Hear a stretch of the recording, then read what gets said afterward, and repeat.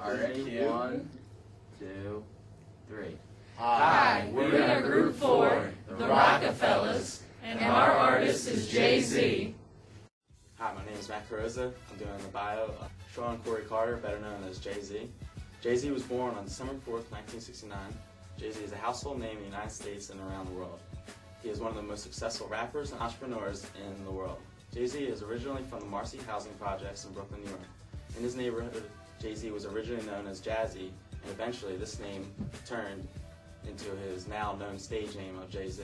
This stage name has a lot of meaning for him because it pays homage to his mentor Jaz-O.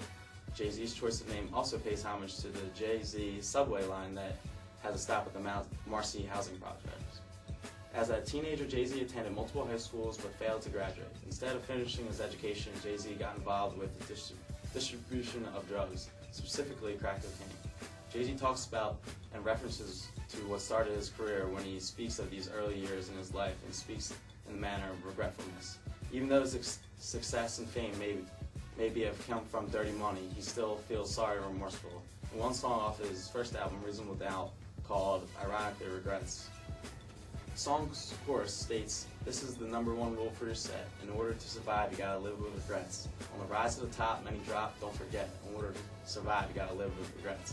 Despite his past and despite his feelings on that life that he started out with, Jay Z has grown to be a leader of the industry and an extremely powerful man in American culture. From his influence in the music industry to American fashion, Jay Z seems to have done it all, but he is not done yet. Jay Z will continue to grow economically and in popularity. He is one artist in today's society that will always be relevant and continue to perform sold-out shows for years to come. I'm Matt Bugenhagen, and I'm going to talk about Jay Z's drug dealing. When Jay Z was 13, he started selling crack cocaine to help pay his mother's bills, and when he was 16, he was arrested for the first time. Jay Z was known as a very savvy drug dealer, and even though what he was doing was illegal, he still conducted himself in a business-like manner. He never gave credit and never budged on his prices. Jay Z's vision was money, and he didn't care how he got it. Selling crack to him was the means to an end.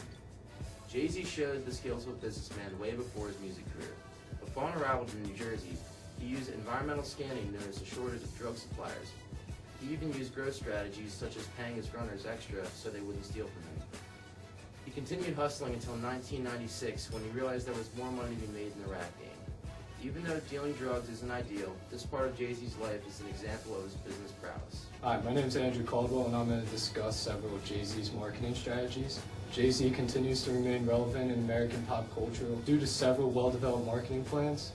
He has many diverse investments that allow him to market himself and his products to multiple target audiences. He owns several nightclubs, executive rights to popular video games, as well as his own NBA team. He is also very involved in creating and executing many of Budweiser's marketing strategies. Most recently, Jay Z organized Budweiser's Made in America music tour. Through all the lines and things that are put in place to divide us, all like-minded people gather together. We're more curious than ever. We create music to express ourselves. And when the world relates, that's a beautiful thing. We're all trading off each other's culture. So no matter what lines you put, country, indie, rock, rap, we're all somehow gonna find a way to come together because the lines and the titles could never keep us apart. This is what we've been. To put that on display for the world is just being honest. That's it. That's what it's all about. We are finally living out our creed.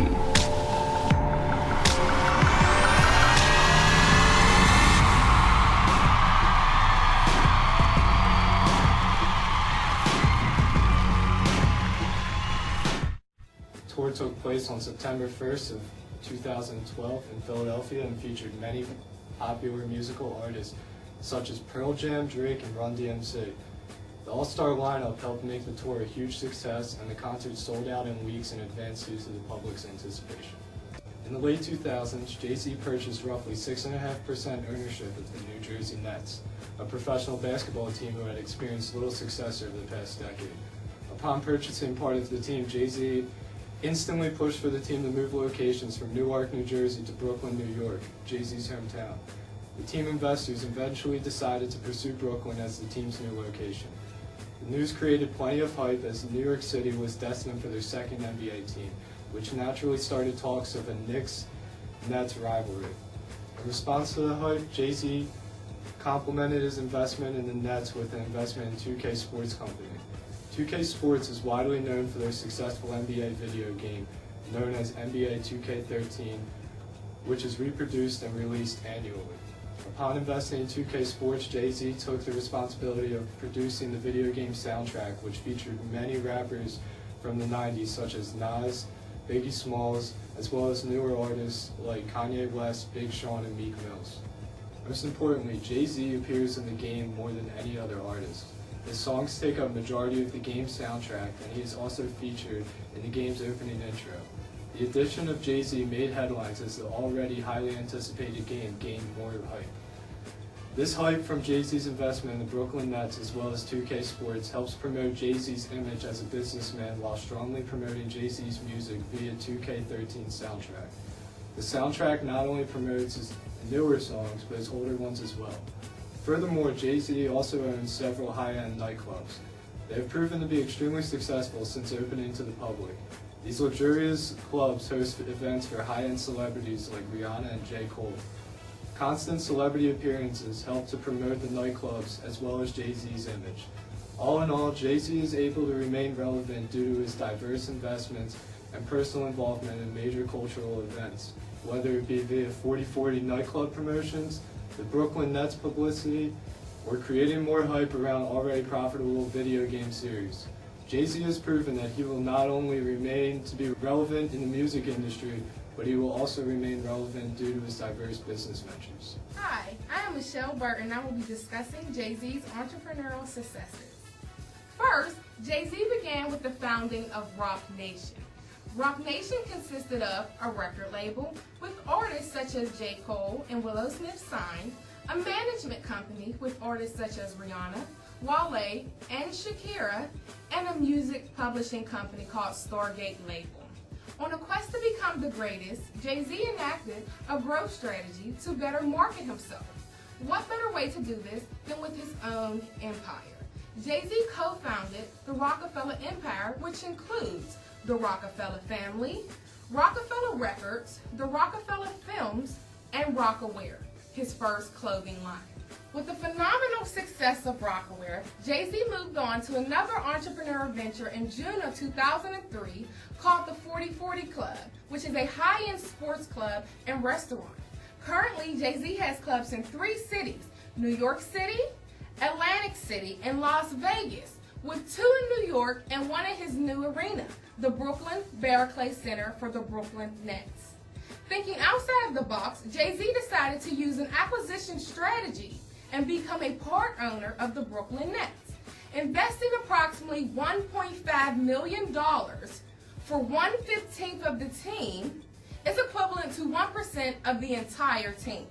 In addition to having part ownership of the Brooklyn Nets, Jay Z is also the director of the new Brooklyn Barclays Center. Jay Z has also decided to add in a Rocawear clothing store. Hi, I'm Nick Carroll, and I'll be elaborating on Jay Z's entrepreneurial ventures. From Sean Carter's beginning as Jay Z, he was his own boss. Most rappers begin their careers working for small-time DJs or labels. Their first albums, usually mixtapes, go on to sell a couple hundred copies in the local neighborhood. What makes Jay Z different is that he created his first album on his own label.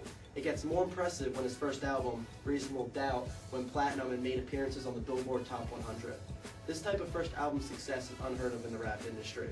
Besides Jay Z's music career, he made sure he was his own boss in his entrepreneurial endeavors. His main business was Rocawear. All musicians dip their hand into another aspect of business, such as endorsements of small fashion lines. What makes Jay Z different is his expertise in the business world. Jay Z demonstrated the use of common business strategy known as divestiture strategy and sold his whole clothing branch off the Iconics brand group for over $200 million. I'm Thomas Braithwaite, and I'll be discussing Jay Z's management and business career. So for his first big business venture, he became the co-founder of Rocawear with Damon Dash, so they were co-owners. Sold the company in 2007 for $204 million. He also founded the 40/40 clubs in New York City and Atlantic City. He's looking to expand possibly to Tokyo and Singapore and possibly to United States airports around the country. He's also a part owner of the Brooklyn Nets. In 1995, he co-created a record company called Rockefeller Records.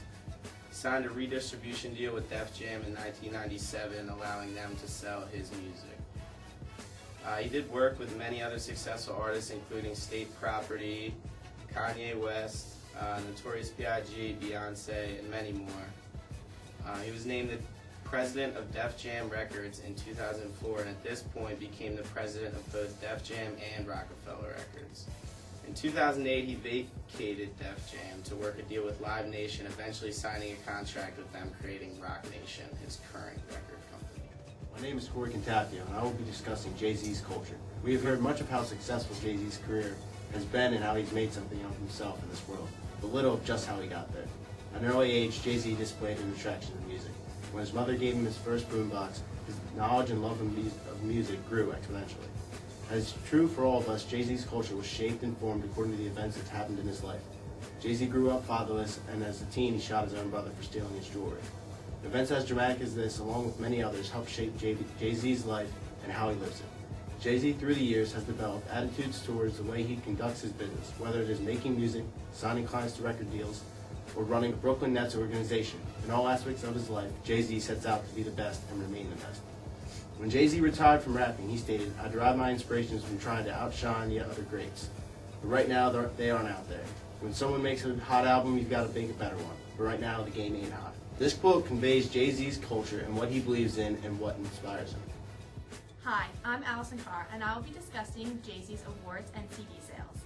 Jay Z has received nominations and awards from the American Music Awards, BET Awards, Brit Awards, Grammys, Mambo Awards, MTV Europe Awards, MTV Video Music Awards, MTV Video Music Awards in Japan, NME Awards, Nickelodeon's Kids' Choice Awards, People's Choice Awards, and Tony Awards. His nominations include awards for Favorite Best Hip Hop Rap Artist or Album, Best Collaboration, Best International Artist, Best Rap Performance, Best Rap Song, Best Video, and even Best Musical for his work as a producer for Fela. He has won over 50 awards in his lifetime. This is a graph of all Jay Z's CD sales.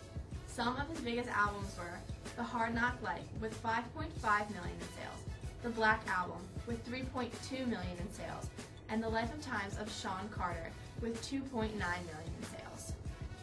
My name is Caroline Buckley, and I'm going to discuss Jay Z's ability to stay relevant. Jay Z is often credited as one of the greatest rappers of all time. Despite his age, his resume continues to grow with more and more top-rated albums and entrepreneurial successes. He's even frequently recognized for his use of environmental scanning. When the music environment changes, he goes with it. For example, when his usual music genre was losing sales, he collaborated with R. Kelly and Linkin Park to keep his revenue flowing. And when music sales in general were dropping, he started Rockaware and continued making plenty of money during that time. Jay Z has demonstrated his ability to stay relevant simply through the fact that he's over 40 years old and his albums continue to sell in countries all over the world. Even just last year, his collaborative album with Kanye West was, like most of his previous albums, ranked #1 on the charts. I'm Jay Cristaldi, and I'll be presenting the potential revenue of Jay Z. As mentioned by Michelle, Jay Z is quite the entrepreneur. In addition to operating multiple businesses of his own, he is involved in numerous corporate deals and sponsorships. Through both his entrepreneurship and his music, Jay Z has a net worth of upwards of 450 million American dollars. As displayed on the chart to my right, Jay Z has made $251 million over the last 5 years. This is an average of $50,200,000 a year.